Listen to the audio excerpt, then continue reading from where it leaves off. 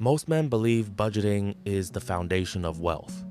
Track every dollar, cut every expense, control every purchase, and eventually you'll be free.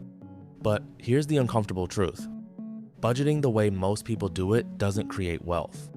It creates limitations. It trains you to think small. It conditions you to obsess over survival instead of scale. And while you're arguing over groceries and subscriptions, the wealthy are positioning capital. They are not budgeting to survive. They are allocating to expand. If you don't understand that difference, your income will grow, but your freedom never will. Let me say this directly. If your financial plan depends on cutting small pleasures instead of building scalable income, you are playing defense for life. And defense does not build wealth. It maintains survival. You cannot budget your way into financial power. You can only allocate your way there. If that statement feels uncomfortable, good. Because discomfort is where strategic thinking begins. Traditional budgeting is built around fear. Fear of overspending. Fear of instability. Fear of losing ground. It's defensive. And defensive financial strategies rarely build offense-level wealth. Here's what happens to most men. They earn more, they track more, they stress more, they restrict more, they save more, but still feel stuck. Why? Because budgeting focuses on control. Wealth is built through leverage, and those are not the same thing. Rich men do not ask, how do I cut costs? At least not nearly as much as they ask. How do I position capital for compounding? That shift changes everything. Budgeting tries to manage what you already have. Allocation engineers what your money becomes. That is the difference between maintenance and multiplication. We're going to break this into something practical. 4 principles, not theory. Execution. This is the foundation. Most men live like this. Income expenses save what's left. Wealthy men invert it. Income invest live on the reminder. That's not motivational advice. That's structural discipline. Lifestyle adjusts after allocation, not before. And here's the key. If you cannot invest first, your problem is not budgeting. Your problem is margin. Margin is solved by increasing income, reducing major fixed costs, eliminating high interest liabilities, not by debating small expenses. A man earning $60,000 with disciplined allocation will outpace a man earning $200,000 who upgrades his lifestyle with every raise. Because compounding rewards structure, not ego. Tracking feels productive. It gives the illusion of control. But tracking does not build assets. Direction does. The wealthy don't obsess over daily expense spreadsheets. They build allocation rules and automate them. Once the flows are automated, they stop thinking about it. Because the system does the thinking, budgeting focuses on minimizing damage. Allocation focuses on maximizing trajectory. You do not need to know where every $3 went. You need to know that your capital is compounding. Willpower is unreliable. Emotion interferes. Markets drop. Income fluctuates. Fear creeps in. If investing depends on how you feel each month, you will sabotage yourself eventually. Automation removes the human error. Investments move before you touch the money. Retirement contributions happen without decision. Business reinvestment becomes default. This accomplishes 3 things. Prevents lifestyle creep. Prevents hesitation during volatility. Guarantees compounding consistency. And compounding consistency is where real wealth lives. Not in motivation, in repetition. Most men debate $5. Wealthy men optimize $5,000 decisions. Here's something most men don't want to admit. They obsess over small expenses because it feels productive. But they avoid high leverage moves because those require courage. Negotiating salary, starting a business, investing aggressively, taking calculated risks. Cutting coffee feels disciplined. Building assets feels uncertain. And most men would rather feel disciplined than face uncertainty. That's why they stay stuck. Here's the math. Cutting $200 per month in small expenses equals $2,400 per year. Negotiating a salary increase of $10,000 per year equals permanent multiplier. Learning a skill that adds $2,000 monthly income equals $24,000 per year. Acquiring an asset that produces $500 per month equals $6,000 per year in recurring income. High leverage decisions permanently shift trajectory. Micro cuts barely move it.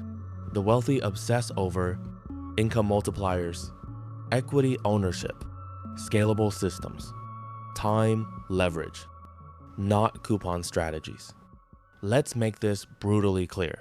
Here's where most men stay stuck. Trap 1. Saving instead of investing. Savings preserves. Assets multiply. Cash loses purchasing power over time. Assets outpace inflation over time. Security without growth becomes stagnation. Trap 2. Obsessing over minor expenses. Time spent tracking $3 purchases is time not spent building $3,000 opportunities. Energy is finite. Deploy it strategically. Trap 3. Lifestyle creep after every raise. This is the silent killer. Income rises, expenses rise, freedom stays flat. The wealthy increase allocation percentage before increasing lifestyle. Always. Let's make this concrete. Here's the structure. 20-40% to income producing assets, 5-10% to skill development, 5-15% to opportunity capital. Fixed lifestyle cap. Now imagine you earn $5,000 per month. You decide your lifestyle cap is $3,000. The remaining $2,000 is allocated intentionally. 25% to assets, $1,250. 10% to skill development, $500. 5% to opportunity capital, $250. $3,000 lifestyle. Now your income increases to $7,000 per month. Most men upgrade their car, apartment, or spending. Instead, you keep lifestyle fixed at $3,000. The additional $2,000 doesn't inflate consumption, it accelerates allocation. Now, your breakdown looks like this. 40% to assets, $2,800. 10% to skill development, $700. 7% to opportunity capital, $490. $3,000 lifestyle. Your lifestyle hasn't changed, but your wealth engine has more than doubled. At $5,000 income, $1,250. Month to assets per at $7,000 income, $2,800. Month to assets. That difference compounds dramatically over time. This is the rule. Income grows. Lifestyle stays stable. Allocation expands aggressively. That's how leverage builds. Not by restricting life, but by refusing to inflate it prematurely. Over 10 years, the difference is dramatic. Not because you restricted harder, because you allocated smarter. Money is not something to protect. It is something to deploy. You do not fear spending. You fear misallocation. You do not optimize pennies. You optimize positioning. True wealth is control over time, opportunity, decision-making. That is not built through obsessive restraint. It is built through strategic expansion. Because restriction feels safe. Growth feels risky. Tracking expenses feels responsible. Deploying capital feels uncertain. But every high-return asset in history required uncertainty at some point. Playing defense forever guarantees you never build offense. And here's the irony. The wealthy do not feel restricted. They feel powerful. Because when you know money is moving into assets automatically, you stop feeling guilty about spending. You stop tracking every dollar. You stop operating from scarcity. Structure removes anxiety. Systems create confidence. Once allocation is locked in, lifestyle becomes optional, not stressful. That psychological shift alone changes how you move through the world. Here is what you do immediately. Calculate total monthly income. Choose an asset allocation percentage, minimum 20%. Automate it before any discretionary spending. Create a dedicated skill expansion fund.